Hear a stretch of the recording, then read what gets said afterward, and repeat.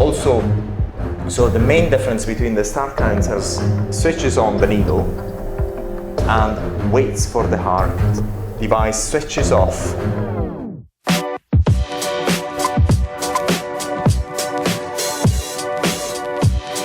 Now, in this video, we're going to talk about the start counter.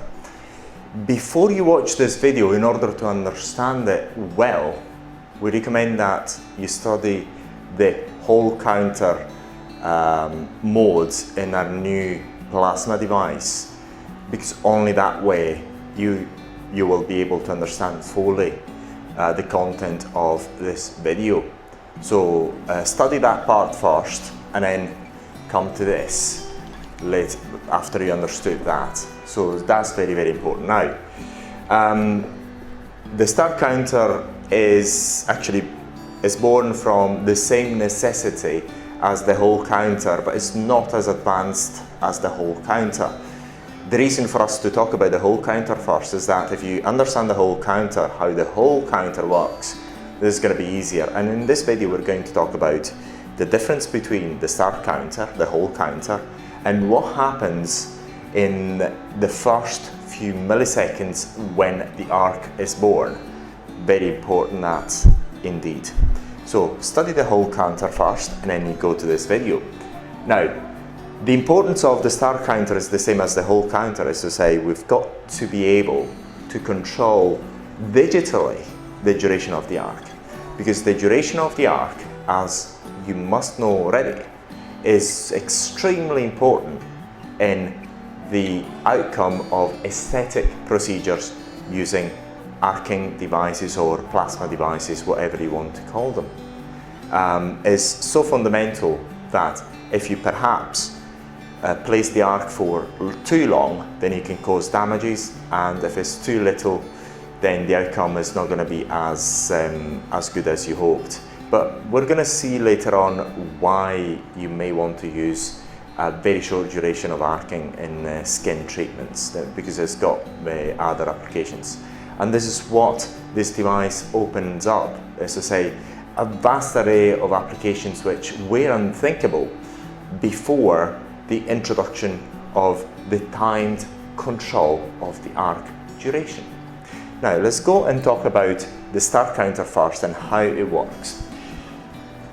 Now, we've talked about the importance of arc duration in plasma devices for aesthetic uses and the digital control, because the arc duration is proportional to the amount of energy that you put into the skin. Very, very important, and also is proportional to the intensity of the treatment.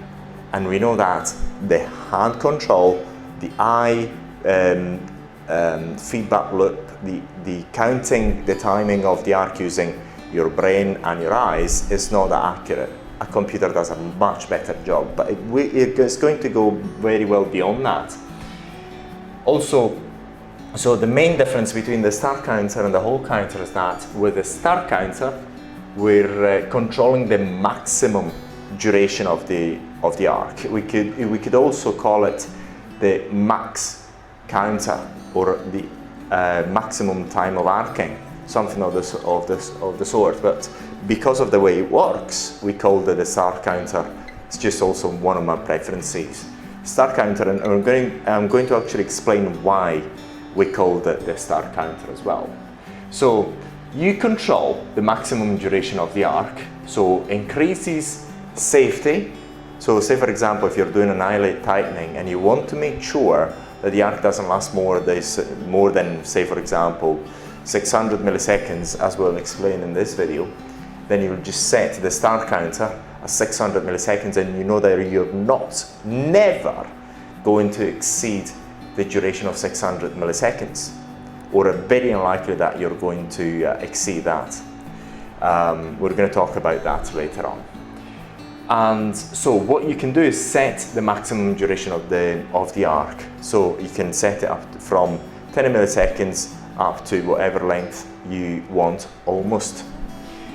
Now we're talking about before talking about the difference between the whole counter and the start counter, give a brief explanation of how the start counter works. Basically, let's say, for example, you are setting the start counter to count to a maximum duration of 600 milliseconds, for example, let's say that, what the device does, switches on the needle and waits for the arc to take place. And it doesn't start counting the time up until it detects that the arc has taken place. When the arc is detected, then it starts counting. Let's assume this is our arcing situation and we set the device at 600 milliseconds. Mind you, this is a fictional situation because it's not that easy to actually cause the sort of arcing as I depicted here. Here is just a situation where the arc is on, then is off, is on, is off again, and is on, and then is off, and then the 600 milliseconds are there. It's kind of hard practically to produce such a situation because of the very short duration in time, but just it's the concept that we're very interested in, not the actuality of the situation.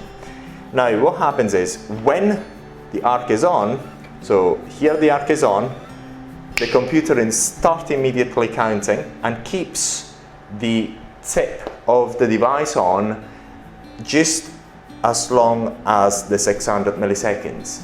No more, no less. It does not matter whether after this point, after the arc is detected, it does not matter whether the arc was on for 10 milliseconds, 500 milliseconds, 590, 600 milliseconds. It will keep this tip on for 600 milliseconds no matter what. That's very, very, very, very important that you understand that. Therefore, once you understood that, what is the difference between the start counter and the hold counter? In the hold counter, what we do is actually counting the arcing duration. Say for example we've got 600 milliseconds. The device will make sure that the arc duration in total, this is why we call it the hold counter, in total is 600 milliseconds. And it doesn't matter the interval in between, the interval when the arc is off. It will still wait. It can actually be off, the arc can be off for 10 seconds, 1 minute, whatever. It will still wait. It will still be there waiting for the arc to take place up until it counts an overall of 600 milliseconds. In this case, it is different. As soon as the arc takes place, as soon as the arc takes place, the counter starts and it finishes exactly at 600 milliseconds when the device switches off the power to the tip of your device, of your plasma device. Very, very important that. So in the two functions are quite different but are quite similar in a certain way. We call it start counter because when we designed it and we thought of it the first time around, we thought we've got to call it in a way that we will remember it. And start counter is because the device starts counting when it detects the arc taking place. And it doesn't matter how long it takes place for. It can take place for 5 milliseconds, 1 millisecond, 10 milliseconds. It will start counting at that point, no matter what. So this is why we call it start counter. And we call it hold counter because the hold counter function counts the whole of the time and make sure that that time that you set the device to be operational, the device to actually produce the arc, is actually producing the arc for the exact time in total. So hold counter and start counter. Start counter, it gives you the option of making sure you have a limit to the time, to the arcing time. That is a limit that is digitally controlled. It's not a limit that you can control using your eyes, using your hands, or your perception in general, that as a human is not that good. I mean, so this is why computers help us, because they're much better than us at certain other functions, and this function is much better. Therefore, What you've got in this, you've got with the whole counter and the start counter, especially with the start counter, you've got a beautiful thing, and also with the whole counter, you can actually do procedures that are not possible with other devices that don't have this function. And we are going to show you an example of that soon after this video. But let's actually talk about another very fundamental point that's got to be extremely clear for you to understand how to use these devices. Now, from the physics point of view, what happens in the region, because this is the first and only, so far, as 2019, the only device that allows you to operate in the milliseconds region. No other device allows you to work in this region. Even the most expensive on the market will not allow you to do that. So, in that region of the milliseconds, in between 50 milliseconds, 100, 200, 300, up to, say, in the region of 200, say, in the region, then we're gonna show you why and how. The region of why this is about physics, the how you're gonna see in terms of how, the practicality of this, we're gonna show you soon after this video, so pay attention. During the first 50 milliseconds, when the arc takes place, if this is the arc intensity, and this is the timeline, let's say here we've got 100 milliseconds to 100 and 300. As an example, this is no exact, we haven't actually done the exact measurements, but this is a rough idea, so you do understand what's going on at this very little time frames, especially in the first 100 to 200 milliseconds of the arc taking place. If this is the arc intensity at the end, at the very beginning, the arc intensity is extremely little. And if you studied physics, what happens is when an arc takes place, there is a transition period that has got this sort of growth. And that we actually, with this type of device, with this plasma device, we're hitting that transition period that no other device is able to hit.